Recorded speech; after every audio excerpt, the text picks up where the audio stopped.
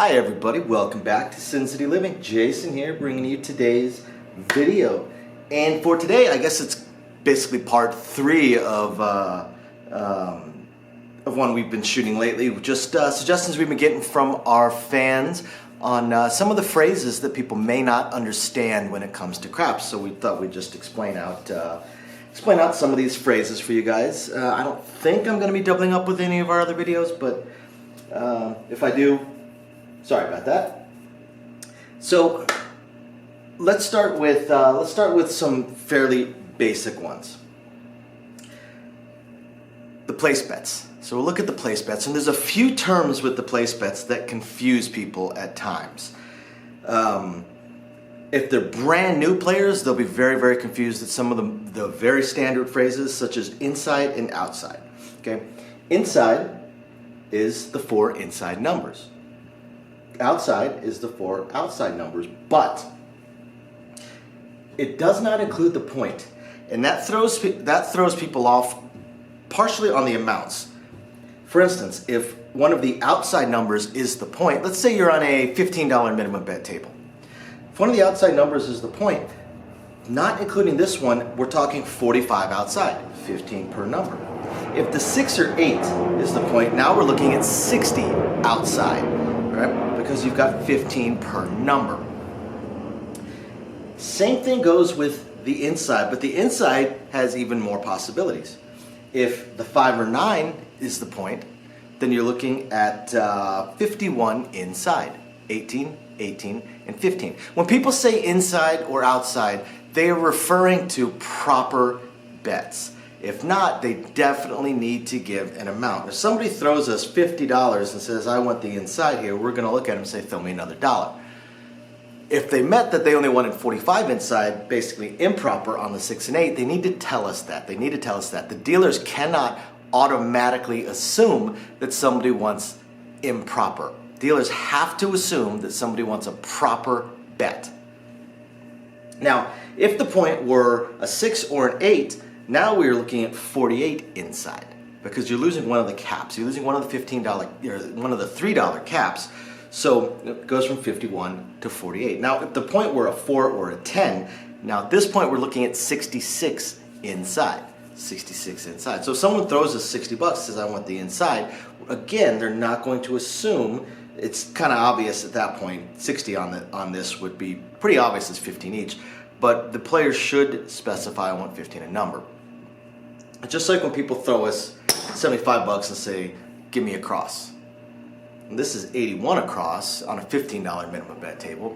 75 means they want 15 per number. Now again, we're not going to include the point. So even if the player's not playing the pass line bet, if let's say right here, point were 5 or 9, and they throw us $75 and say, I want the inside, the dealer's going to automatically give them 24 change. You're going to give them 51 inside. If they wanted the 9, if they wanted 66 inside including, they need to say including. They need to tell us including the point. Sure, if they're not betting the pass line, it could be guessed, but despite what the players that always play including the point may assume, no, everybody doesn't do that. In fact, a small percentage of people that don't play the pass line actually place the point. It's a very small percentage. So when you've got somebody that is not playing the pass line and they say, I want the inside, and then they get mad because the dealer didn't include the inside. I'm not playing the pass line, that should be obvious. No, it's not. Because the majority of players that don't play the pass line and play place bets don't place the point. I would if I were playing, but the fact remains that the majority of the players don't, and therefore we're going to assume that you're playing as more of a standard method. Now, 2 phrases that really throw people off. Uptown and downtown. Uptown and downtown. Now, the classic definition of those 2 phrases is 4 numbers. So if the point were, say, an 8, and again, let's say we're on a $15 minimum bet table, and the player says, throws us, $75 and says, I want downtown, we're going to assume they want 63 downtown. 1, 2, 3, 4 numbers. It does not include the point. And there we go. Or I should say not necessarily 4 numbers. The classic definition of uptown or downtown simply does not include the top number or the bottom number. So if you're going downtown, that means you're not including the 10 and you're going from the 9 down. If you're going uptown, that means you're not including the 4, you're going from the 5 up. But again, we don't assume that you mean the point. If you mean the point, you have to say something. Have to tell the dealers that you want to include. And all you have to do is say the word including. That's all. That's all you got to say. Let me get downtown including. Let me get uptown including. In which case, on a $15 minimum bet table, $75 wouldn't be enough. It'd be, in this case, 81. It'd be 81 downtown including or 81 uptown including. Now, some players will play downtown, but they're not playing all but one number. They might only play 3 numbers. Like in a situation like this, a player might say, you know what, let me get 48 downtown. 654. That's what they mean. 654.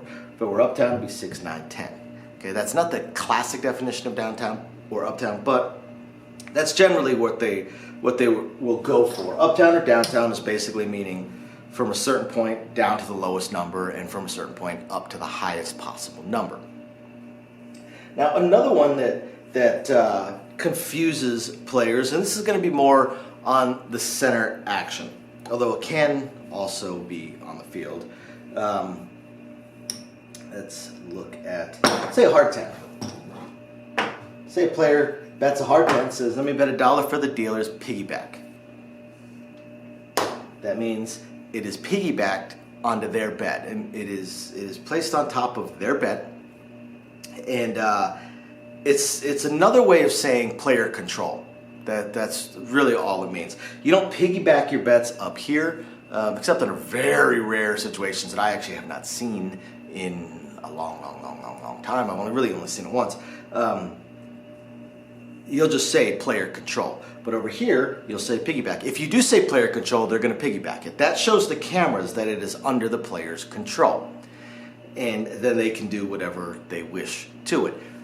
You get a similar situation if a player says, you get the hard 10 two-way parlay. We're going to piggyback it automatically because they are saying that they want to parlay. But when they say that, let me get a hard 10, two-way hard 10 parlay. We're only going to piggyback it once. If it does hit, we're going to parlay it, but then it's going to move over to the standard dealer bet spot. If you want to parlay again, you actually have to tell the dealers it's still player control. So on that, what does parlay mean? Say you got a $5 hard 10 and the hard 10 rolls. You'll hear players that will say parlay it. Cool. What parlay means is it pays 35. What parlay means is they don't collect anything. Stack it all up. Every dollar. When someone says parlay to 10, that's not a parlay. They press it to $10.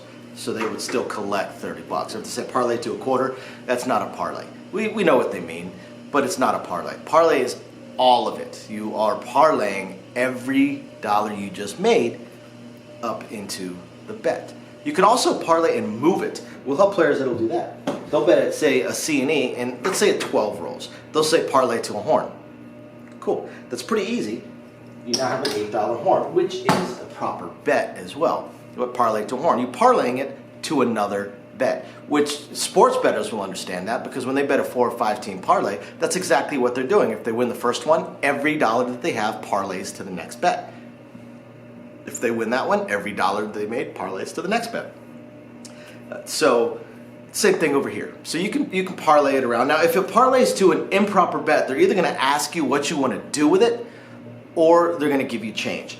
An example of that would be, let's say you've got a horn high 12. Okay, let's say you have a horn high 12, and the 12 rolls, and you say parlay.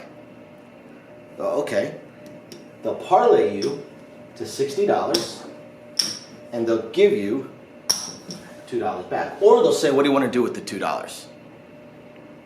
Either one. Now, if the player is very insistent they want to just do a straight parlay, it may get moved.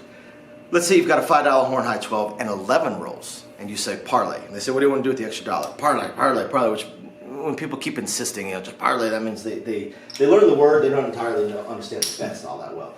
Then the dealer's going to say, well, parlay to a horn, because a $16 horn is a proper bet. A $16 horn high 12 is not. So hope you guys find this interesting, illuminating, enlightening, or at the very least, just plain fun. We will catch you guys next time. Bye now. Thank you everybody for watching today's video, and as promised, a little bit more detail on things that we are working on. So again, we want to continue trying to expand the channel. We're really hoping to be able to add roulette as soon as possible, and then some video keno, video slots, stuff along those lines. Unfortunately, it ate up almost all of our cash, paying off all of our bills during the month of January while we were down. And now that the holidays have ended, YouTube's payouts have dropped significantly. So we're kind of treading water here as far as all that goes. Do have a lot of things we want to add, though. Not just those things, those additional games, and hopefully some carnival games and such like that. But the live streams. The biggest problem right now with the live streams is with 3 jobs combined between the 2 of us, 4 if I include the 20 to 30 hours a week I'm putting into the YouTube channel. It's very, very difficult for me to have a day and time that I can commit to doing the live stream every single week, because we also have our very young child to take care of. But I'm trying to figure that out. I'm thinking it's probably going to end up being on Monday nights or Tuesday afternoons, or possibly both. I intend to do at least one live stream exclusively for our patrons, and then another one on the YouTube channel. So possibly both days. We also have a few other things that we really want to attempt to move forward on. I'm just running into either time or skill set issues. I do want to eventually have a website going for us. I did used to program websites over a decade ago. A lot of things have changed, and I just don't have that time. And not a whole lot of knowledge on the current state of building websites, hosting what sites can host, and how to build up the e-commerce stuff. So if anybody has any skill sets along those lines and would like to answer some questions or just help us out, shoot us an email, sincitylivingLV@gmail.com. Also, I really hope to be able to start adding some exclusive stuff from Sin City Living, logoed shirts, hats. I'm looking to get custom dice made, even custom layouts made, although those would be pretty expensive. But I know zero about e-commerce and drop shipping and anything along those lines. So if you have any skill or knowledge in that area, please email me. I would love to ask you some questions and see if you can answer a few to help me figure out how to get that going. Same thing with designing our logos. I had some logos designed, very, very small logos, unfortunately, not big enough to blow up to put on t-shirts and stuff like that.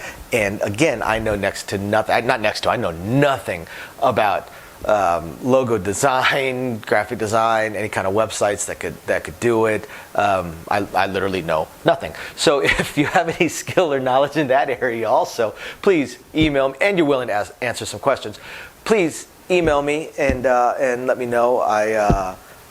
I'll admit I don't even know where to start as far as asking some questions, but I'm sure I'll ask a few, and that'll trigger a few more, so on and so forth. So yeah, there's that, and of course we do hope to continue to improve our AV setup, but I am an AV moron, so also right there, if you have any skill sets or knowledge in that area, please email me, and are willing to answer some questions.